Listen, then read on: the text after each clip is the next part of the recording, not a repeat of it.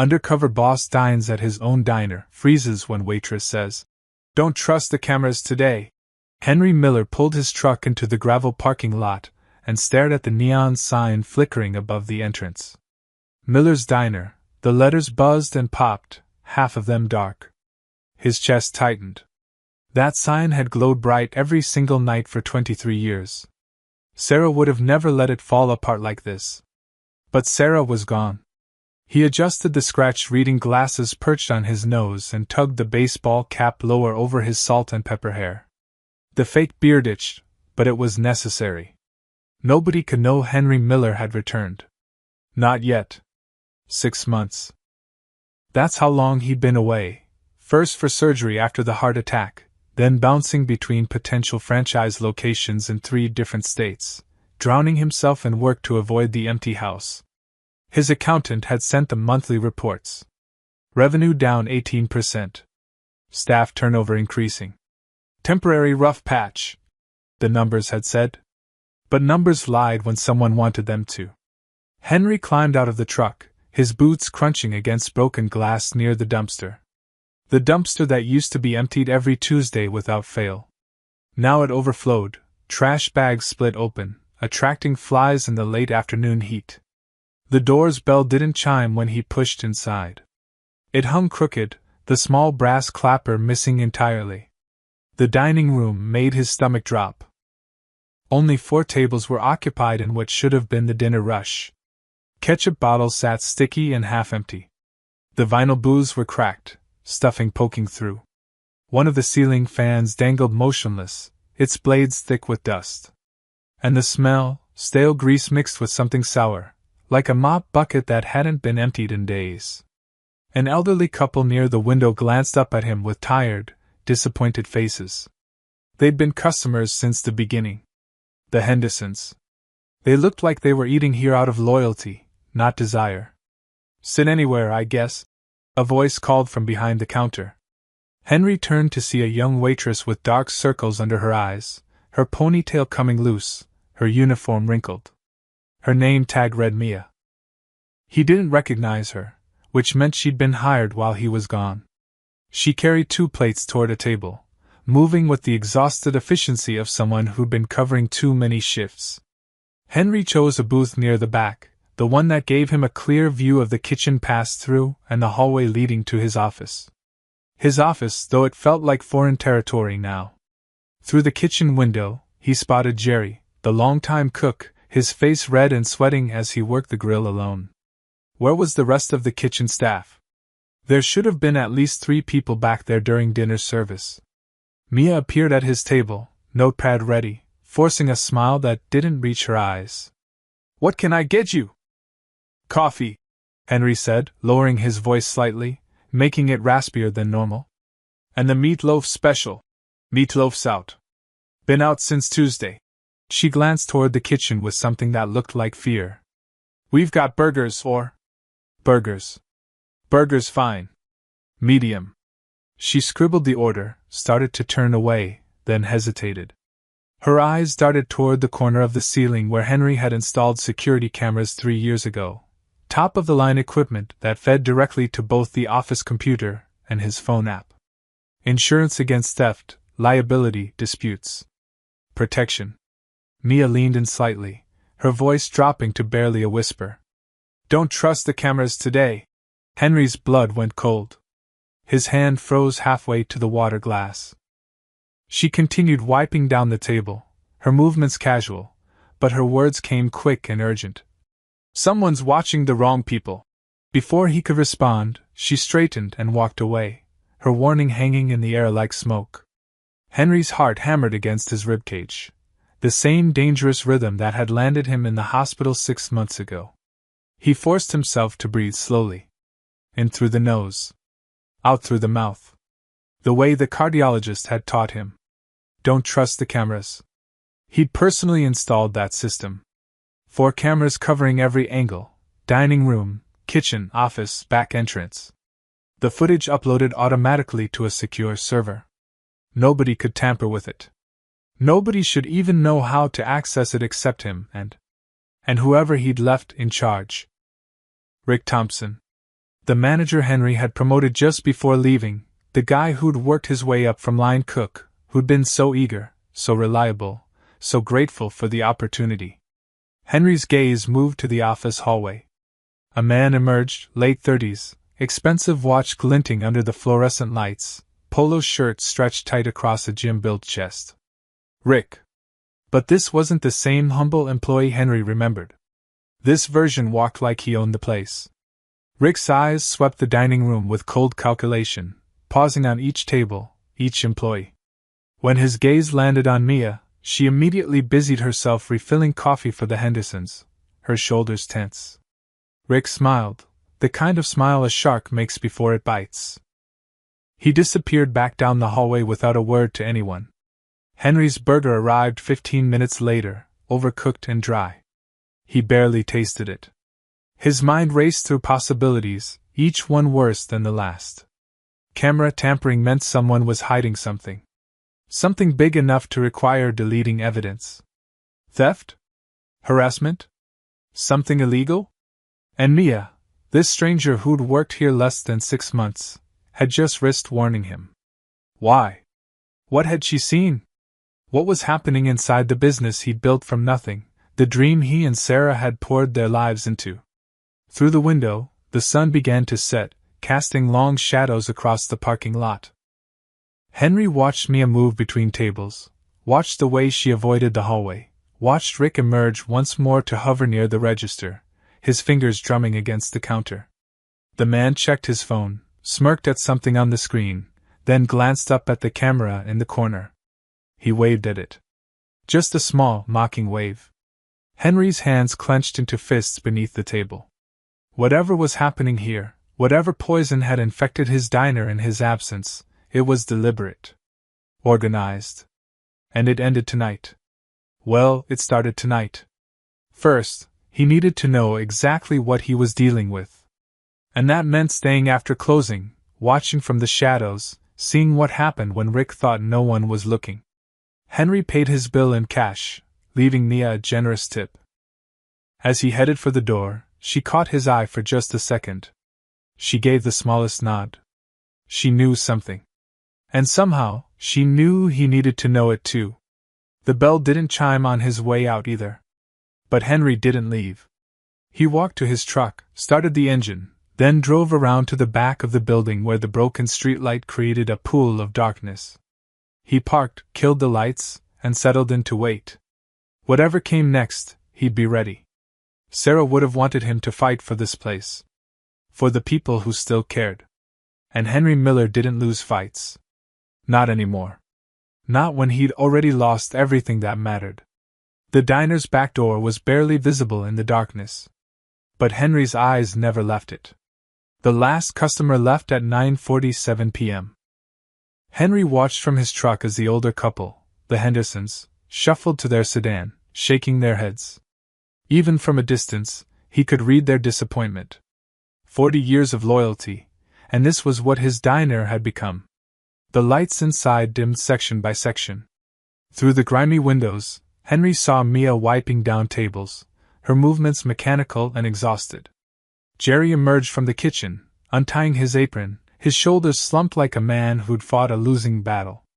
Rick appeared in the doorway, arms crossed, watching them work. He didn't lift a finger to help. Just supervised. No, that wasn't the right word. Monitored. Like a prison guard watching inmates. Henry's phone buzzed. A text from his daughter Emma. Dad, are you eating actual meals? Not just gas station coffee. He typed back, yes. Don't worry. Love you? The lie tasted bitter, but Emma had enough on her plate with her nursing program. She didn't need to know her father was sitting in a dark parking lot, spying on his own failing business, heart medication rattling in his pocket. At 10:15, Jerry finally left through the back door, climbing into a beat-up Honda that coughed blue smoke. Alone. Henry frowned. The staff used to leave in groups, laughing, making plans. Safety in numbers and friendship. Now they scattered like refugees. Mia emerged 5 minutes later, pulling a thin jacket tight despite the warm evening. She walked quickly toward an old bicycle chained to the fence. A bicycle, not a car. Henry's jaw tightened. His employees should be able to afford reliable transportation. That had always been the promise. Work hard, get paid fairly, build a life. What the hell had happened to the payroll? She was almost to the bike when Rick's voice cut through the darkness. Mia! Hold up. She froze, one hand on the bicycle seat. Henry leaned forward, his window cracked just enough to hear. Rick rolled over, hands in his pockets, that same predatory smile from earlier. You seemed chatty with customers today. The old guy in the back booth. What did you two talk about? Nothing. Just took his order. Her voice was steady, but Henry caught the slight tremor. Fear disguised as calm. Right. Nothing. Rick stepped closer. Too close. You know what I appreciate about you, Mia? You're smart. You keep your head down. You don't ask questions about things that don't concern you. I don't ask questions, she agreed quietly. Good. Because some people, they get curious. They start noticing things. Missing inventory. Cash discrepancies. Camera malfunctions. He paused, letting each word sink in. Those people don't work here anymore. You understand? Mia nodded, her knuckles white on the bicycle grip. Excellent. Rick's tone shifted, suddenly cheerful. Oh, and tomorrow? Marcus won't be coming in. Had to let him go. Per performance. So you'll need to cover the breakfast shift too. 5 a.m. That's 16 hours. I just worked. Problem? The cheerfulness vanished like a kicked candle. Because I can find someone more grateful for the hours. Plenty of people need jobs, Mia. No problem. She whispered. That's my girl. Rick patted her shoulder, a gesture that made Henry's hands curl into fists. Get home safe. Lock your doors. Dangerous neighborhood. It wasn't a warning. It was a threat. Rick walked back inside, whistling something tuneless. Mia stood frozen for a full 30 seconds before her shoulders began to shake. She wasn't crying. She was furious. Henry recognized that kind of rage, the helpless, swallowed kind that came from knowing you couldn't fight back without losing everything. She pedaled away into the darkness, her bike's broken reflector catching the moonlight. Henry was about to start his engine when movement caught his eye. The back door opened again. Rick stepped out, phone pressed to his ear, looking around carefully before speaking. Henry held his breath. Yeah, it's me, Rick said, his voice carrying in the empty lot. Tonight's deposit is short again. Had to make another adjustment, he laughed. Don't worry about the cameras. I told you, they show exactly what I need them to show. The old man's cloud backup? Please. I've been deleting footage for 4 months. He's got nothing. Henry's blood turned to ice. 4 months.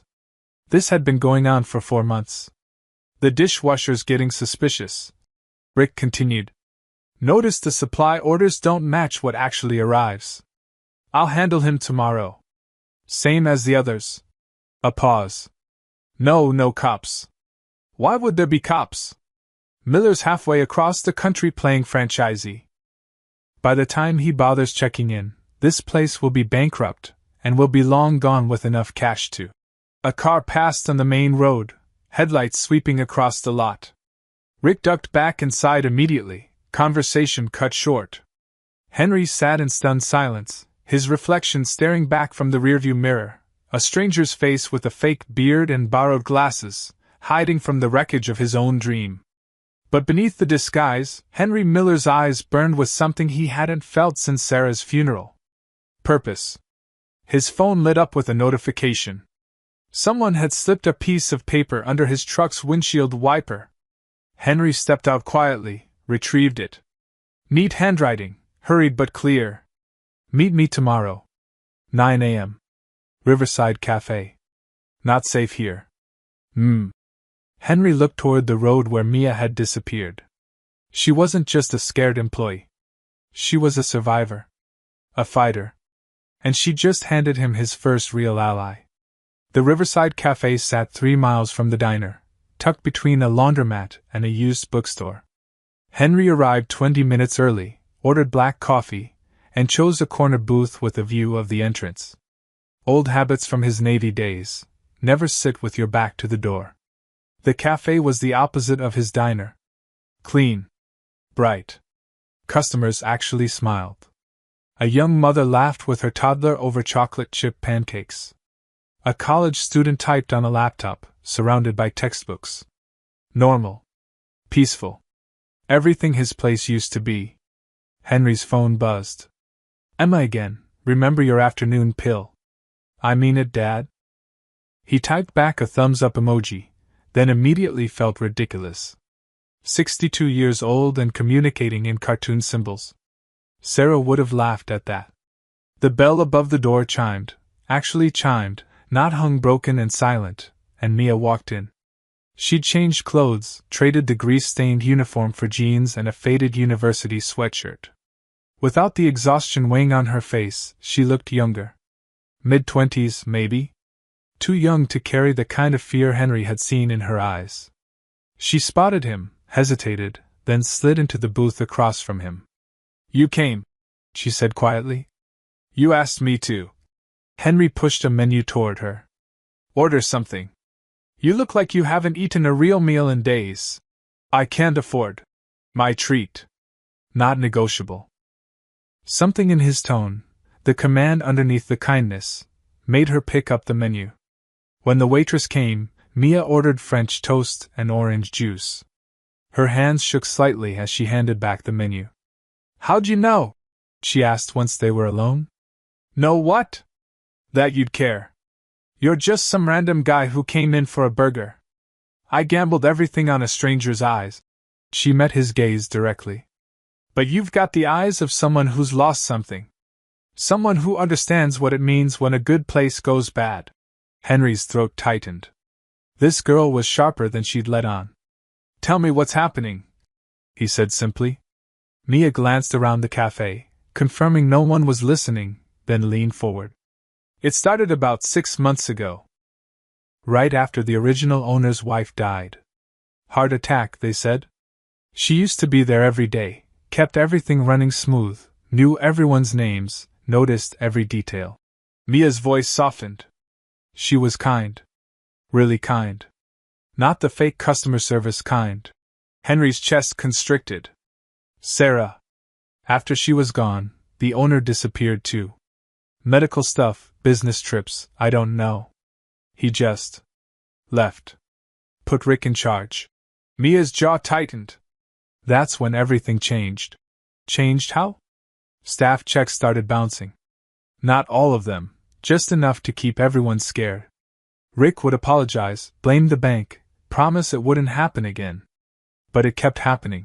She paused as her food arrived, waited until the waitress left. Then people started getting fired.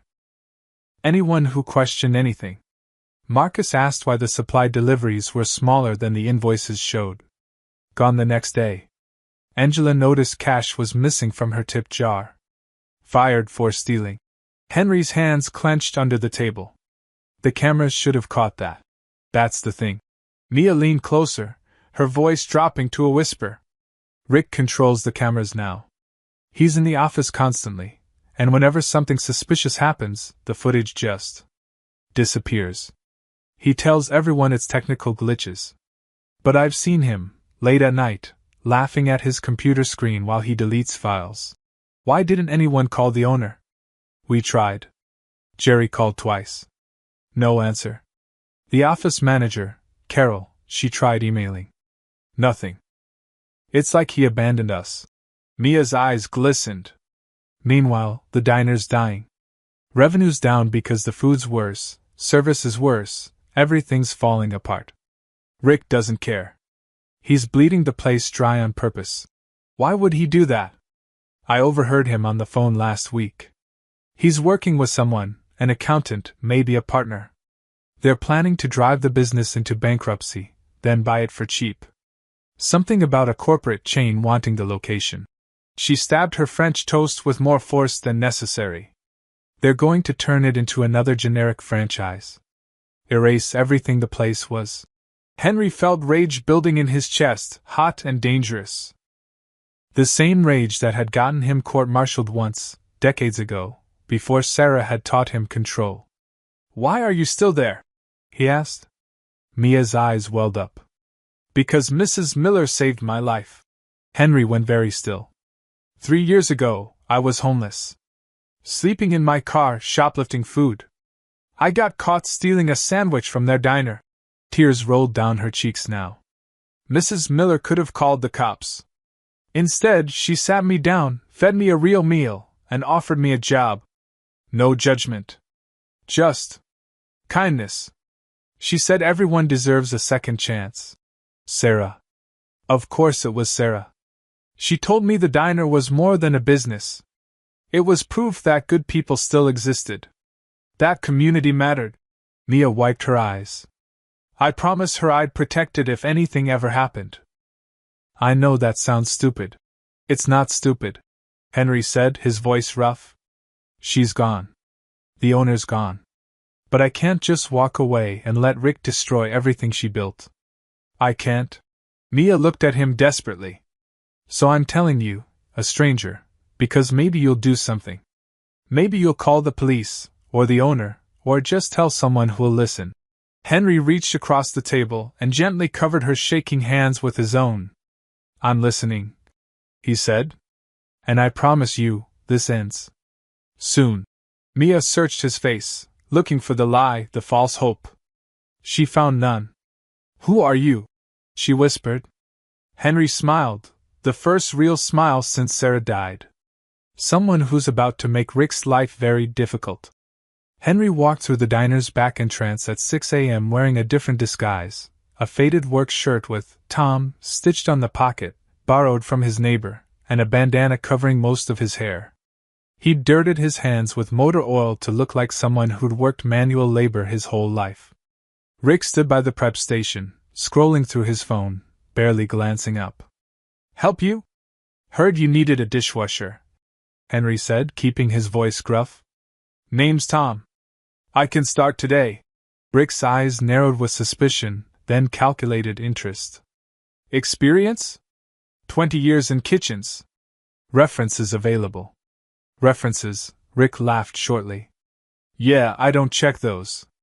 Cash payments, under the table. $50 a shift, take it or leave it. $50. Henry used to pay dishwashers $15 an hour, plus tips from the pool. This was exploitation, plain and simple. I'll take it, Henry said. Smart man. You start now.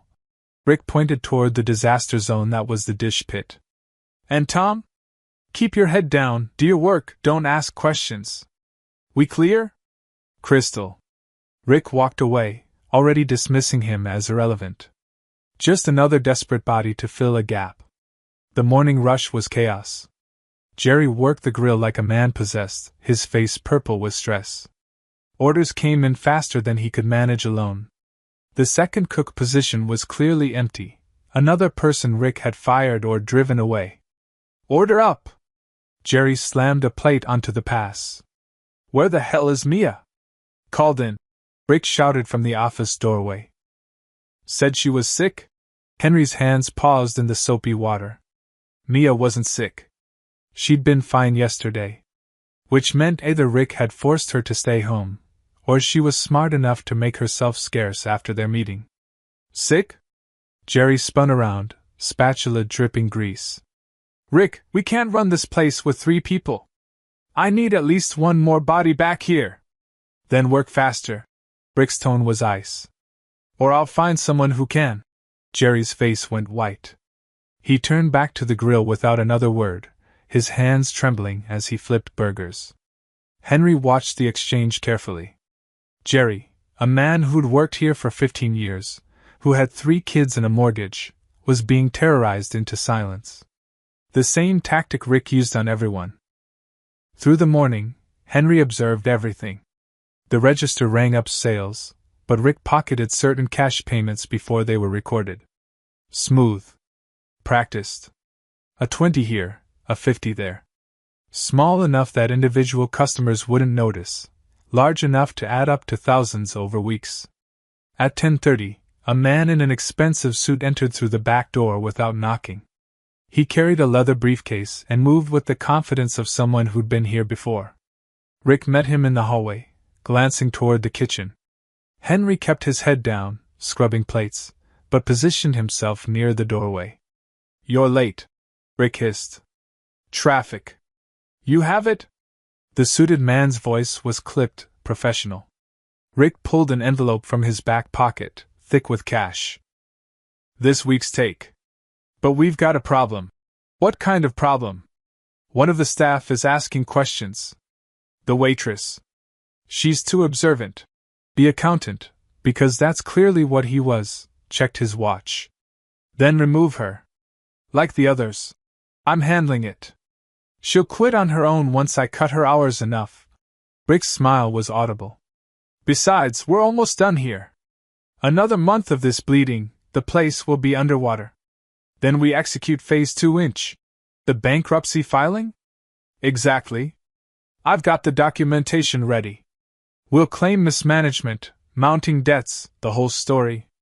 Judge will approve the sale, and your client buys it for pennies on the dollar." Rick's voice dripped with satisfaction. "Miller will lose everything, and we'll walk away with enough cash to retire." Henry's vision blurred red. His hands gripped the edge of the sink so hard his knuckles went white. They were planning to steal not just his money, but his life's work. Sarah's legacy. The accountant handed Rick a different envelope. "Updated invoices. Show these to any auditor who asks. The supplier's already been paid to confirm the numbers." "Beautiful," Rick pocketed it. "Oh, and the camera system? Still secure?" "Completely. I've been deleting footage every night." "Miller's cloud backup?" Rick laughed. "I've had the password for months. He stores everything predictably. Even his backup is wiped clean." Henry's heart hammered. Impossible. He'd used military-grade encryption on that cloud system. Unless Rick had found Sarah's written passwords. She'd kept them in her desk drawer, written in her neat handwriting, just in case something happened to Henry. The accountant left through the back, briefcase lighter, smile wider. Rick returned to the kitchen, stopping directly in front of Henry. "You! Tom! You hear anything just now?" Henry looked up, letting his face show nothing but exhausted confusion. "Hear what?" "I'm just washing dishes, boss." Rick studied him for a long, dangerous moment. Then he smiled. "Good. Keep it that way." As Rick walked away, Henry noticed something crucial. The security camera in the corner, the one pointed directly at the office hallway, had a small piece of electrical tape covering the lens.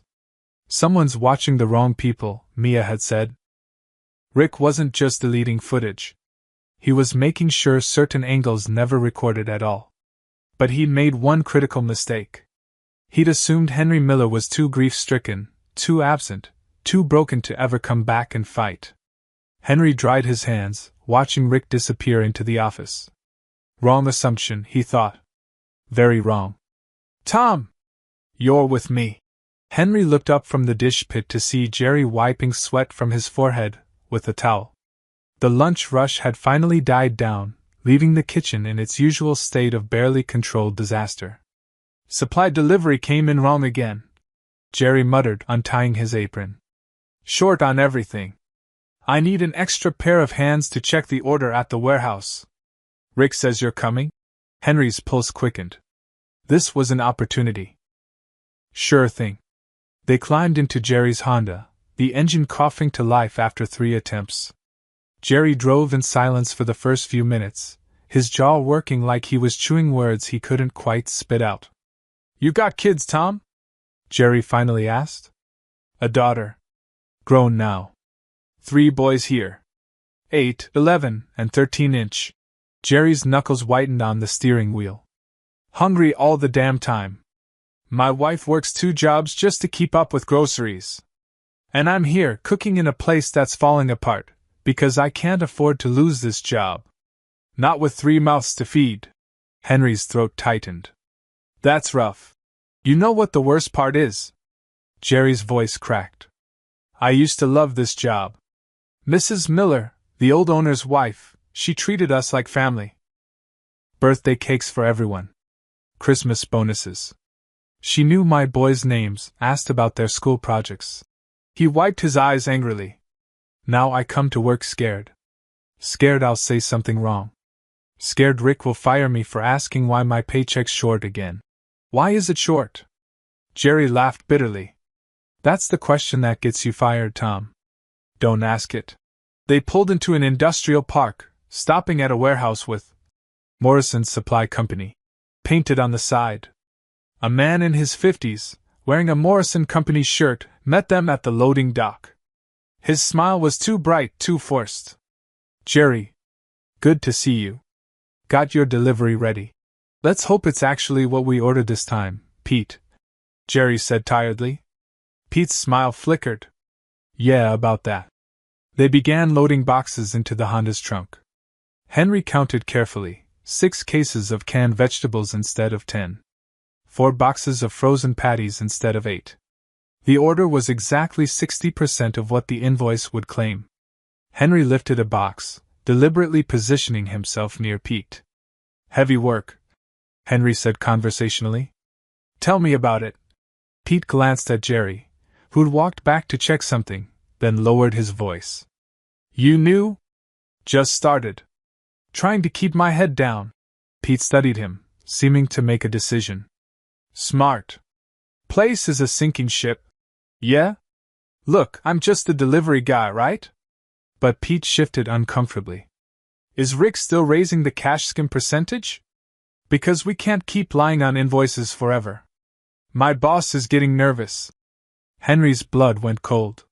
He kept his expression neutral, voice casual. What percentage is he at now? 40%. Pete shook his head in disbelief. Started at 20, kept climbing. He orders 10 cases, we deliver 6, invoice shows 10, and we split the difference. But 40%? That's bold. That's end up in prison bold. Why do you keep doing it? Pete's jaw tightened. Because Rick's got dirt on my boss. Some tax stuff from years ago. We don't play along, he makes a call to the IRS. He laughed without humor. We're all trapped in his game. Jerry returned, grabbing the last box. Pete immediately shifted back to his fake cheerfulness. Tell Rick I'll have the updated invoices by Friday, Pete called out. Yeah, sure. Jerry slammed the trunk shut. On the drive back, Henry's mind raced. The conspiracy was bigger than he thought. Rick wasn't working alone, he had the accountant, the supplier, probably others. They'd built an entire network of fraud, all designed to drain the diner dry. Jerry, Henry said carefully. What happens when the diner goes bankrupt? Jerry's hands tightened on the wheel. That's Rick's plan, isn't it? Run it into the ground, buy it cheap, flip it to some corporate chain for millions. His voice turned hollow. I heard him on the phone last week. He was laughing about it. Laughing about destroying something that took the Millers decades to build. The owner doesn't know? Miller? Jerry snorted.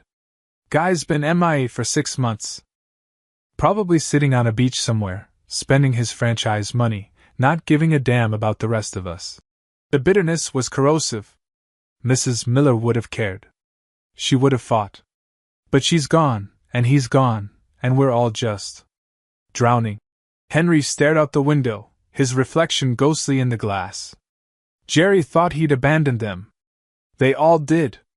While he'd been drowning in grief and doctor's appointments, his employees had been suffering, and they'd assumed he simply didn't care. The truth was so much worse, he hadn't known. He trusted Rick. He believed the sanitized reports, the excuses, the lies. And now good people like Jerry were paying the price for his blindness. What if Miller came back? Henry asked quietly. Jerry laughed, a sound like breaking glass. He won't. Men like that don't come back. They move on to bigger things, better things. Places like our little diner? We're just stepping stones. He pulled into the diner's parking lot, killed the engine. Come on. Rick will dock our pay if we're gone too long. Henry climbed out of the car, helping Jerry unload the pathetically small delivery. Through the kitchen window, he could see Rick on his phone, smiling, probably arranging his next theft. "You're wrong, Jerry," Henry thought. "Men like me do come back. And when we do, we bring hell with us. Tonight." It had to be tonight. He'd gathered enough evidence, heard enough confessions, seen enough suffering. Tonight, Rick's empire of lies would come crashing down. Henry just needed one more piece, the proof that would make everything undeniable. And he knew exactly where to find it. Henry volunteered to stay late for cleaning duty. Rick barely looked up from his phone, just waved dismissively and said, "Lock up when you're done. Don't steal anything." By 11 p.m., the diner was empty and silent except for the hum of refrigerators and the occasional drip from a leaky faucet. Henry mopped the floors slowly, methodically, his ears tuned to every sound. At 11:30, Rick's office door opened. Henry positioned himself in the kitchen, mop in hand, watching through the pass-through window. Rick emerged carrying a laptop bag, looking relaxed. He was about to leave when headlights swept across the parking lot. The accountant's BMW pulled up to the back entrance. Rick opened the door before the man even knocked. "Right on time. Let's make this quick. I have an early flight." The accountant stepped inside, briefcase in hand. "You said you had this month's full take?" "Every penny." Rick's smile was wolfish. "Plus a bonus. I fired 2 more employees this week. Saved thousands in payroll." They disappeared into the office together, closing the door. Henry set down the mop and moved silently down the hallway. The office door wasn't fully latched, Rick's arrogance showing. Through the crack, Henry could see everything. Rick opened the safe hidden behind a framed poster of Miller's Diner from its grand opening, a photo Sarah had insisted on displaying. Henry's jaw clenched at the sight of Rick's hands on their safe. Stacks of cash emerged. Rick counted quickly, dividing it into 2 piles. 30,000 this month, Rick announced proudly. Between the skimmed cash, fake invoices, and pocketed payroll, we're right on schedule. The accountant made notes in a leather journal. Excellent. The bankruptcy filing is prepared. Another 3 weeks of losses and the numbers will justify immediate closure. Judge Thompson owes me a favor. He'll fast-track the sale. And your buyer's still interested? Corporate Eats is offering $12 million for the property. Prime location, established customer base, minimal competition. The accountant smiled coldly. They'll gut it, rebrand it, turn it into another sterile franchise. Miller loses everything. We split 40% of the sale as consulting fees. That's $480,000. Rick stuffed cash into his laptop bag with practiced efficiency. Music to my ears. The old man built this place from nothing, poured his whole life into it. And I'm going to take it all. He laughed. Should have paid me better when he had the chance. What about the employees who suspect something? All handled. The waitress, Mia, I've cut her hours so much she's barely surviving. She'll quit soon or I'll manufacture a reason to fire her. The cook's too scared to say anything. And this new dishwasher? Rick shrugged. Some random nobody who'll be gone next week. Henry's hands curled into fists. The camera footage?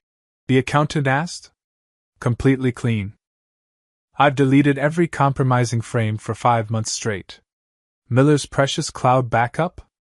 Rick pulled out his phone, tapped a few buttons. Watch this. He opened an app showing the camera feeds. With a few swipes, entire days of footage vanished. Miller used his dead wife's birthday as the password. Predictable and pathetic. The accountant packed his briefcase. Then we're done here. 3 more weeks then. Actually, Henry said, stepping into the doorway. You're done right now. Both men spun around, shock freezing their faces. Rick recovered first, his expression shifting to aggression. Tom? What the hell are you doing in here? I told you to clean and leave. My name's not Tom. Henry pulled off the bandana, removed the fake glasses. It's Henry Miller. And this is my diner. The color drained from Rick's face. That's impossible. You're supposed to be absent? Clueless? Broken? Henry's voice was steel. I was all those things. But then a brave waitress warned me that someone was watching the wrong people. So I came back. I watched. I listened. And I learned exactly what kind of thieves I'd left in charge. The accountant moved toward the door. Henry blocked his path. You're not going anywhere. Neither of you. Rick's shock transformed into desperate rage. You can't prove anything. I deleted everything. The cameras, the files, all of it. You deleted my cloud backup. Henry agreed. The one you knew about. Rick's confidence wavered. What? Henry walked to the wall panel beside Sarah's old desk. The panel that had always been slightly crooked, the one she'd insisted on installing herself. He pressed the hidden release. The panel swung open, revealing a small device with a blinking green light. Sarah installed a secondary backup system 3 years ago. She was worried about fires, floods, catastrophic data loss. Henry's voice cracked slightly. She never told me where it was. I found her installation notes after she died. This backup feeds to a completely separate cloud server. One you've never touched? Rick's face went white. Every theft. Every threat. Every deleted file. Every conversation with your accomplice. Henry met Rick's eyes. All recorded. All saved. All admissible in court. The accountant lunged for the door. Henry moved faster, decades of military training overriding the months of grief and pain. He slammed the man against the wall, holding him there with surprising strength. Rick, run! The accountant shouted. Rick bolted toward the kitchen. But someone stood in his way. Mia. She held her phone up, camera recording. Got every word, she said quietly. I've been outside the window for 20 minutes. Rick grabbed her arm, yanking her toward him. You stupid little. The sound of sirens cut through the night. Police lights flooded the parking lot. Rick's grip tightened on Mia's arm, his face twisted with desperation. This is your fault. You brought him back. Let her go. Henry's voice carried the command of a man who'd once led sailors through combat. It's over, Rick. The back door burst open. 2 officers entered, hands on their holsters, taking in the scene with practiced assessment. Gurney County Police. Nobody move. Rick released Mia and raised his hands, but his eyes darted between the exits like a cornered animal calculating escape routes. The accountant slumped against the wall, defeat written across his expensive suit. Officers, I'm Henry Miller. I own this establishment. Henry gestured to the office. These 2 men have been systematically defrauding my business. There's $30,000 in stolen cash in that laptop bag, and I have months of video evidence documenting their crimes. The senior officer, a woman in her 40s with sharp eyes, stepped forward.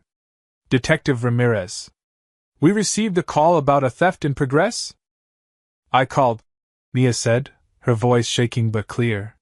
She held up her phone. I have video of them dividing stolen money and discussing bankruptcy fraud. She's lying. Rick's composure cracked completely.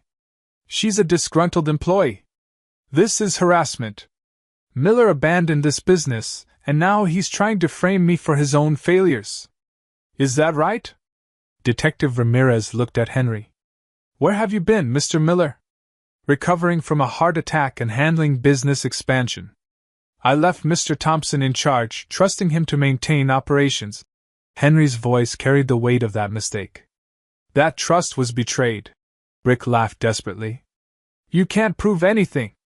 The cameras show everything. Henry pointed to the hidden backup device. My late wife installed a secondary system you didn't know about. Every theft, every deleted file, every conversation with your accomplice. All recorded on a server you never accessed. Detective Ramirez examined the device, then looked at her partner. Call forensics. And bag that laptop. This is insane. Rick backed toward the dining room as the second officer approached. I made this place run. Miller was gone. Someone had to take charge. By stealing from him? Mia's voice cut through his excuses. By terrorizing employees? By cutting our pay and making us work illegal hours? You! Rick spun on her, venom replacing fear. You're nobody! A homeless thief Mrs. Miller took pity on. You should be grateful I let you work here at all. She was 10 times the person you'll ever be. Mia shot back, tears streaming down her face. She built something real. Something good. And you destroyed it for money. The commotion had drawn attention. Jerry appeared at the back door, still in his coat, eyes wide. Boss? Mr. Miller? What's happening? Within minutes, more people arrived. Word spread fast in a small community. The Hendersons, the elderly couple, stood in the parking lot. Other longtime customers gathered, phones out, filming. Staff members Rick had fired showed up, drawn by frantic texts and social media posts. Marcus, the former employee who'd questioned the invoices, pushed through the crowd. Is it true? Rick was stealing?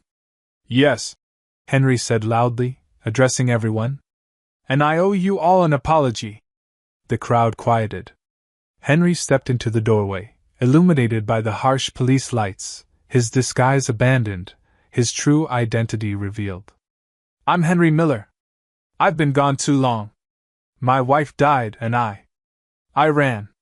From the grief, from the memories, from everything this place represented without her. His voice cracked, but he pushed forward. While I was gone, I left you in the hands of a thief. Rick Thompson has been stealing from this business for months. He manipulated employees, deleted evidence, and conspired to bankrupt the diner so he could sell it for personal profit. Angry murmurs rippled through the crowd. Mr. Miller. Jerry's voice shook. We thought you didn't care anymore. Henry's eyes found Jerry's. I cared so much it broke me. Sarah and I built this place over 23 years. Every brick, every recipe, every relationship with every person in this community. When she died, I didn't know how to be here without her. He looked at each familiar face. That was my failure. My abandonment. And you suffered for it. Sir, we need to transport these suspects, Detective Ramirez said. Rick was handcuffed, still sputtering protests. As officers led him past Henry, he hissed. You'll never recover from this. The damage is done. Your precious diner is finished. Henry met his eyes calmly. You're wrong. You stole money, Rick. But you couldn't steal what really mattered. And what's that? Henry looked at the crowd gathered outside. Jerry, Marcus, Mia, the Hendersons, dozens of others who'd shown up at midnight because they still cared. Loyalty. Community. The things Sarah built that you could never understand. Rick was pushed into the police car, still shouting lawyers and lawsuits. The accountant went quietly, already calculating his plea bargain. As the sirens faded, Henry turned to face the gathered crowd. Mia stood beside him, exhausted and vindicated. Jerry wiped tears from his face.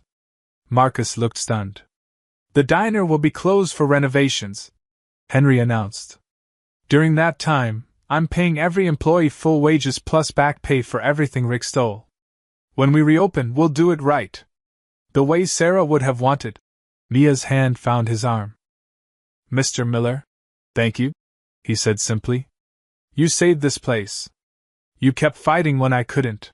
I made a promise to her, Mia whispered. I keep my promises. So do I, Henry said. And I promise you, Miller's diner isn't finished. It's just beginning again. The morning sun streamed through the spotless windows of Miller's diner, catching the polished chrome and sparkling off the restored neon sign. Henry stood in the parking lot, staring at the building that had almost been lost forever. Fresh paint. New awning. Repaired booths. The dumpster, properly maintained, sat enclosed behind a neat wooden fence. Even the bell on the door had been replaced. It chimed cheerfully as workers carried in final preparations.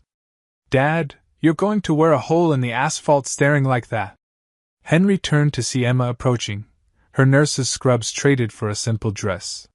She smiled, but concern lingered in her eyes, the same concern she'd carried since finding him in the hospital 6 months ago. Just making sure it's real, he said. It's real. You did it. She hugged him tightly. Mom would be so proud. His throat constricted. I almost lost it all. If Mia hadn't. But she did. And you fought back. Emma pulled away, studying his face. You look different. Lighter somehow. I feel different. Henry glanced at the diner. For months, I saw this place as a tomb. Everything here reminded me of your mother. The pain of losing her made me blind to everything else. He paused. But Sarah didn't build this place to be a monument to grief. She built it to be alive. Full of people, full of purpose. So what changed? I remembered why we started. Not for money or success, but because Sarah believed a good meal and a kind word could change someone's day. Change someone's life. He thought of Mia, of Jerry, of all the people who'd suffered in his absence. I almost let a thief destroy that legacy. Never again. Cars began filling the parking lot. The Hendersons arrived first, dressed in their Sunday best. Marcus pulled up with his family. Jerry's wife shepherded 3 excited boys toward the entrance. People Henry had known for decades, people Sarah had fed and befriended and cared for, converged on the diner. Inside, Mia orchestrated the preparations with calm efficiency. She transformed over the past month, still the same person, but standing taller, speaking with confidence earned through fire. Henry had promoted her to general manager. She'd protested, claiming she was too young, too inexperienced. He'd reminded her that she'd saved his business when he couldn't save it himself. That was the only qualification that mattered. Now she wore a name tag that read, Mia Chin General Manager, and directed staff with the perfect balance of kindness and authority. Sarah would have loved her. Jerry emerged from the kitchen, chef's whites pristine, a genuine smile on his face for the first time in months. Boss, we're ready when you are. How's the new crew working out? Like a dream. 2 line cooks, a prep chef, and an actual dishwasher.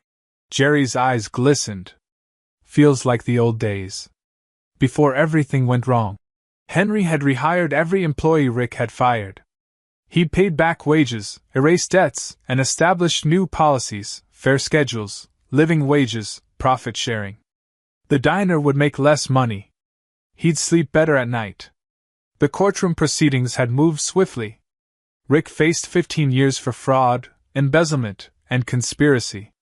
The accountant had taken a plea deal, testifying against his co-conspirator in exchange for a reduced sentence. The supplier was cooperating fully, avoiding criminal charges by repaying everything he'd stolen. Morrison Supply had sent a personal apology letter and a year of free deliveries. Henry checked his watch. 10 a.m. Time. He unlocked the front door and flipped the sign to open. The crowd entered like a wave, filling booths and counter seats, their chatter and laughter bringing the space back to life.